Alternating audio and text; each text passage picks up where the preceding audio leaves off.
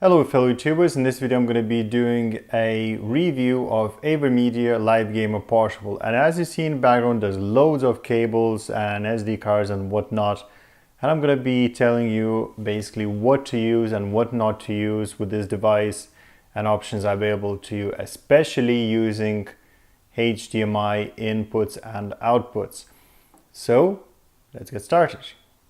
First things first, this device comes in the box like that in the background. In the box you have HDMI cable, composite cable, PS3 cable, audio cable, power cable, which is a mini USB, not a micro USB, so not the stuff that you use for modern smartphones and tablets, except Apple, but a mini USB cable. And I'm going to show you actually now how it looks like. So I'm going to unplug the device. And this is what we call a mini USB cable. And as you see, it plugs on the left side of the device, and that can be used for two things: powering the device or configuring the device via PC or laptop, or simply recording onto PC or laptop. As you see, when the device is initializing, you have this red ring going in circles and blinking. And when it's ready, you have a red ring in case you're using SD card mode. And yes, on this side we have an SD card slot, and actually I'm just going to provide it with a SD card. By the way, in terms of SD cards, you don't need to use a high-speed SD card. Any class 10 SD card will do just fine. And if I to use the PC mode, which means the recording will be done on the PC or laptop only via USB cable, so you no longer can record to SD card when it's switched like that, this would light up blue. And if you press this button, it would launch dedicated software on PC, or in this case laptop, that will give you more options on how to record and things like that. And now actually, once the software is running, if everything is configured, once you press this button, it starts recording onto PC or laptop, and this starts glowing red. Now it might look a bit amber on the video, sorry about that, it is actually red, and the device is red, by the way. Once you press it again, stops recording, saves the file, and you're ready to do whatever you want to do. Now in terms of inputs, you have audio video input, which is basically your composite or PS3 cable. You have HDMI in, HDMI out. Now the reason you need in and out is because your signal usually goes from, let's say in this case, from a laptop or a game console or something like that into this device. But obviously you need to display the signal somehow. So use another cable to connect to this device and a TV or a monitor. So at the same time, while you're recording with this device or laptop, you can actually see the signal still on your standard display. And that's about it. Nothing else. Bottom is rubberized, by the way, which is nice because it's not as slippy. And by the way, because the device is very, very light and you can have some robust cables like this plugged in, the cables might drag the device here and there. And because it's a little bit rubberized, it helps a bit. Now, so what I'm going to do now is I'm going to switch to SD card mode. I'm going to show you how long it takes to actually switch to another mode. And as you see, laptop reacts straight away because the signal is actually lost. The pass-through is not working when the device is rebooting or things like that. So if I'm to unplug the power, I'm actually having no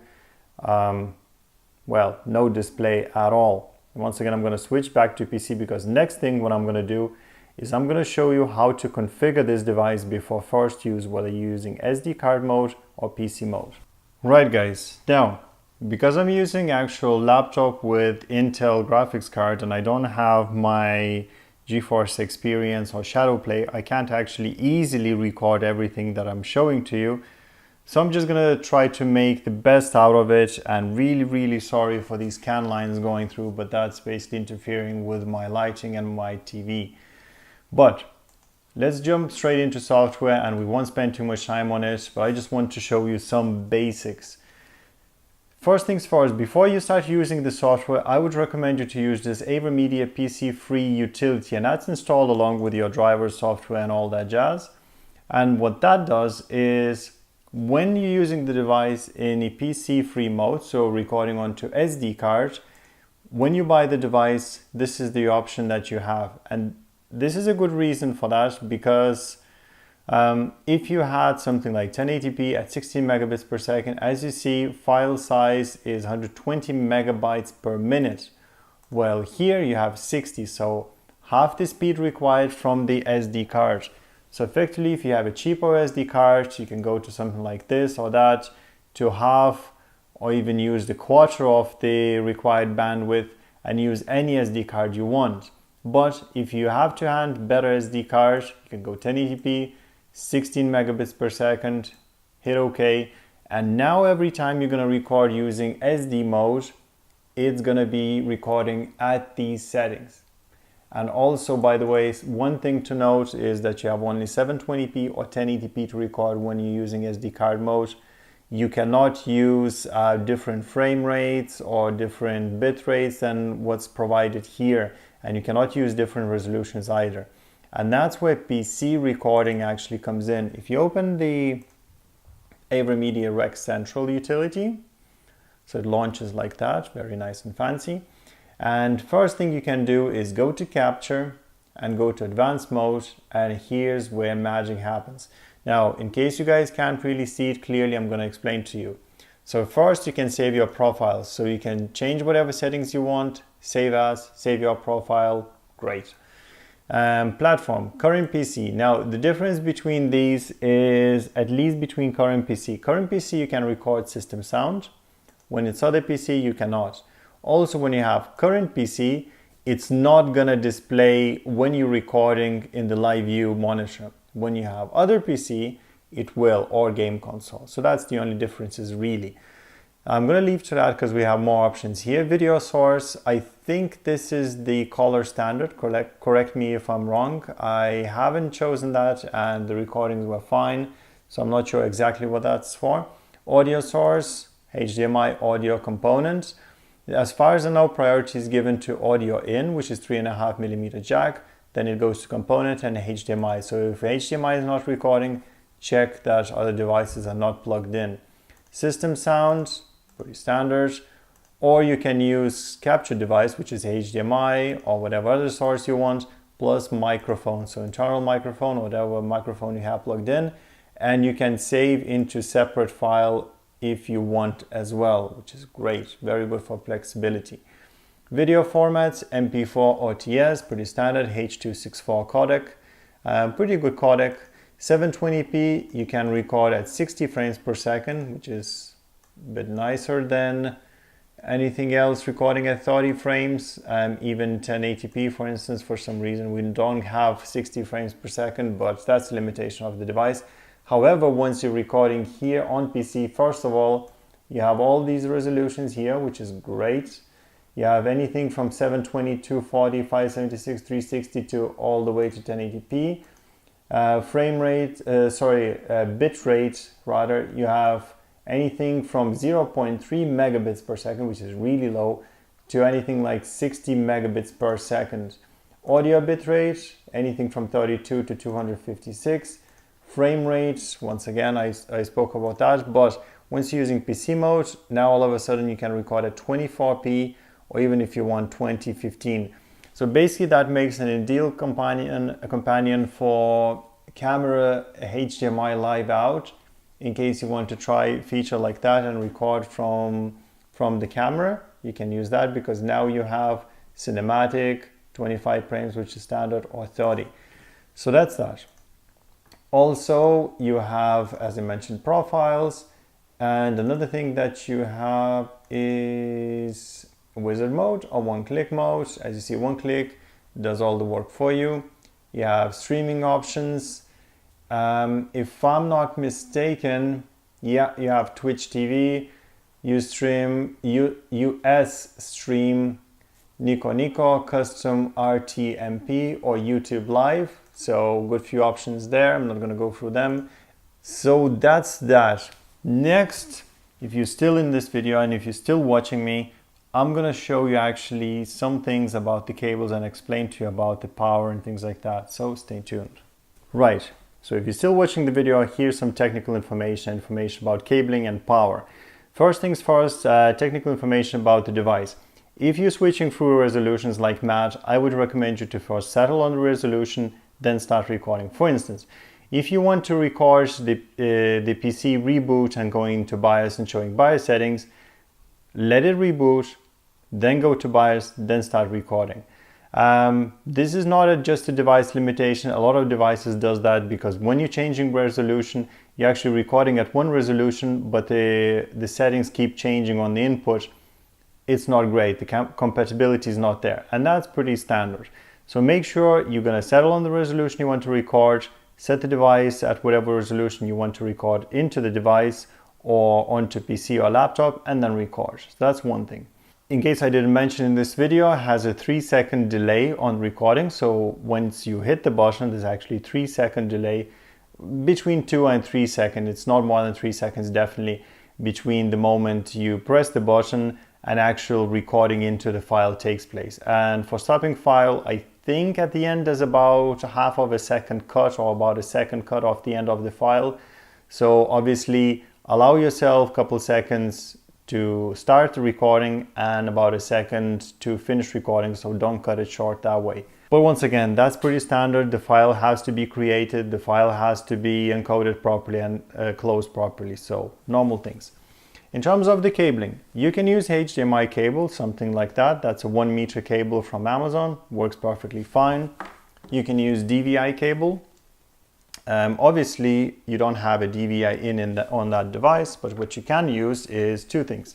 One, you can use this thing that gives you HDMI, so you plug directly into that device. Or even better, what I would recommend, highly recommend actually, to use something like that instead. So that plugs into your, let's say, your PC graphics card. Then you connect the HDMI cable, and then the other side of HDMI cable goes into there. The reason for that is when you're using something like that and you plug it into that device, well, surprise, surprise, it's so wide that you can't actually plug in your output.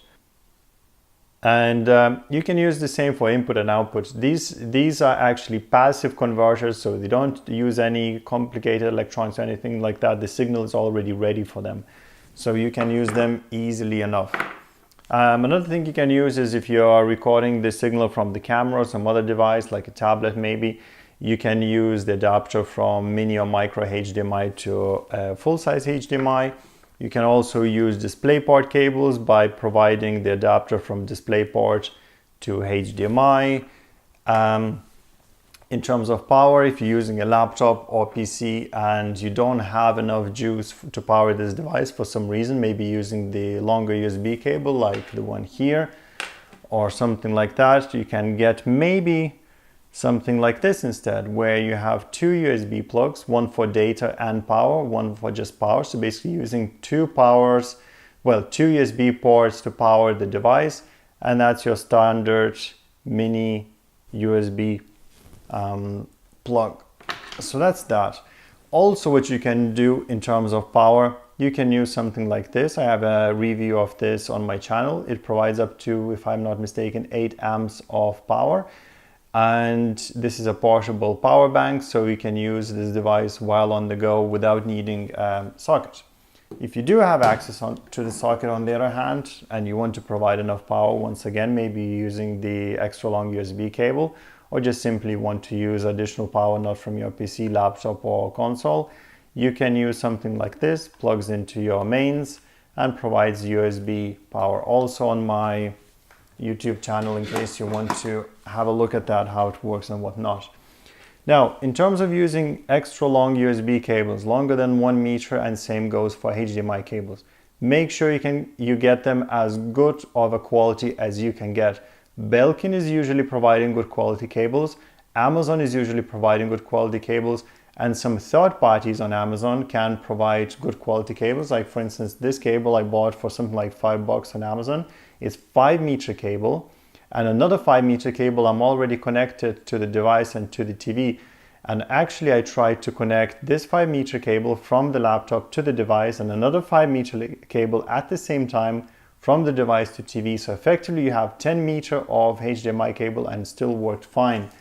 Guys, the actual thing that HDMI cable transmits the digital signal, so it doesn't have to be a good quality, is not really actually true.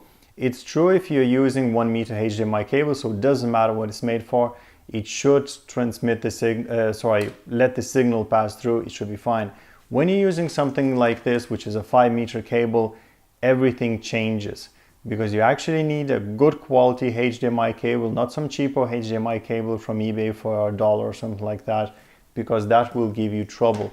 The signal will either be intermittent, you'll be losing signal, or there'll be no signal at all. And devices like that, they're powered with a standard USB plug, so don't expect them to carry the HDMI signal for meters and meters and meters. So good quality cables, very important, guys. Don't just throw in cheapo cable, and if it doesn't work with the cheapo cable, now you know why. I already mentioned, by the way, just one last thing about the SD cards. Doesn't have to be super fast, class 10 SDHC extreme speed or something. This one is SanDisk Ultra card, 30 megabytes per second. Lower quality cards will do just fine. You can also use the micro SD like this with the SD adapter, works just fine. And yeah,